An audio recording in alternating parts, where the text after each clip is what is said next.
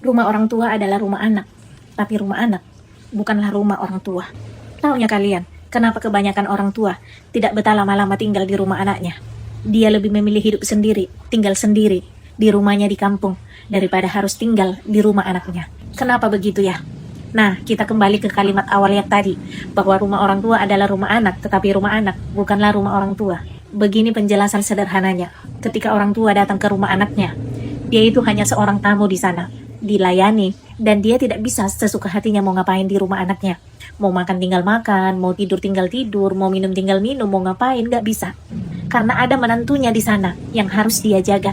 Jadi ada batasan dan ada rasa sungkan. Ya namanya lah kalau kita merasa terbatas kan, otomatis kita tidak nyaman pastinya kan.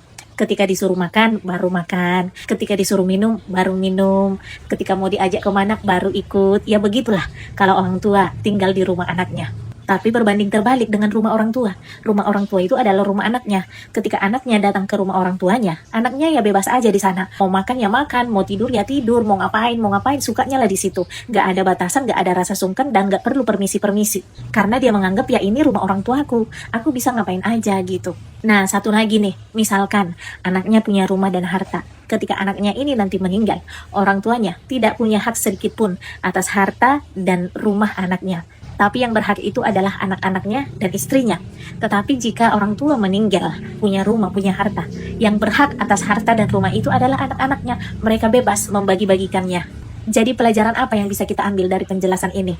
Pelajaran yang bisa kita petik dari hal ini adalah kita harus benar-benar memahami bahwa ketika kita tua nanti, yang benar-benar bisa kita andalkan bukan anak-anak kita, bukan saudara kita, tetapi diri kita sendiri dan uang kita sendiri. Ketika kita muda, kita bekerja keras untuk anak-anak. Tetapi ketika anak-anak kita sudah menjadi orang tua, mereka bekerja keras bukan untuk kita lagi, tapi untuk anak-anak mereka. Inilah pentingnya buat kita para orang tua nanti.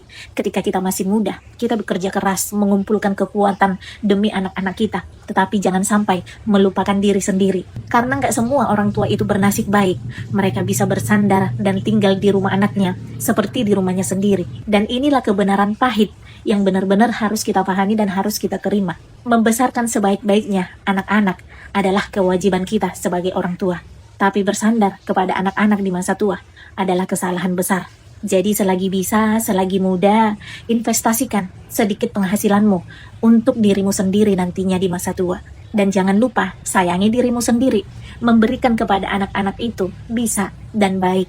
Tapi jangan sampai dirimu kekurangan dan tidak punya apa-apa hanya karena memberikan semuanya kepada anak-anak. Karena pada akhirnya nanti, ketika kita sudah tua, kita akan menyadari bahwa prioritas anak kita bukan lagi kita, tapi istrinya dan anak-anaknya. Dan yang tersisa untuk kita hanyalah diri kita sendiri. Ya.